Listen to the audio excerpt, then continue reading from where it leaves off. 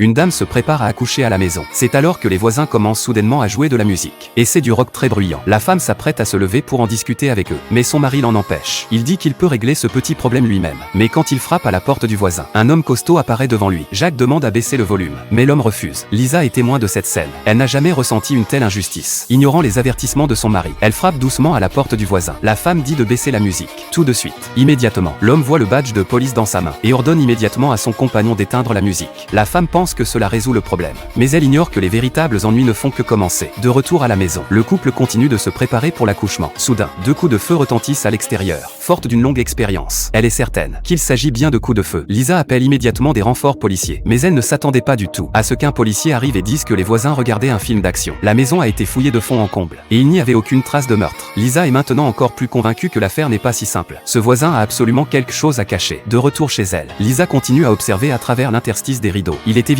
que l'homme est en train de faire le guet. Il reste debout dans les environs pendant un bon moment, avant de sortir quelque chose de la maison avec son complice. On dirait qu'il y a un corps humain à l'intérieur. Pour confirmer son intuition, elle se cache derrière une voiture et s'approche furtivement de la maison du voisin. Au moment où ils partent, elle ressent de fortes douleurs abdominales. Elle doit profiter de leur absence pour aller vérifier rapidement. Elle ouvre le coffre et découvre 2 seaux d'acide fluorhydrique. Son cœur chavire. Elle s'apprête à vérifier ce qu'il y a dans le paquet. Quand des pas résonnent derrière elle, elle se cache précipitamment. Le complice demande si le coffre n'a pas été fermé. L'homme dit que c'est impossible. Il l'a fermé juste avant. L'homme sent qu'il y a anguille sous roche. Lui ne fait jamais ce genre d'erreur bête. Voyant la flaque d'eau par terre, il semble avoir compris quelque chose. Il suit la trace d'eau. Lisa se cache juste derrière les buissons. L'homme regarde aussi de ce côté, car c'est le seul endroit à proximité où on peut se cacher. Elle porte instinctivement la main à son arme de service. Heureusement, Jacques intervient à temps au moment critique. Lisa peut ainsi s'échapper. Voyant que sa femme est en sécurité, Jacques recule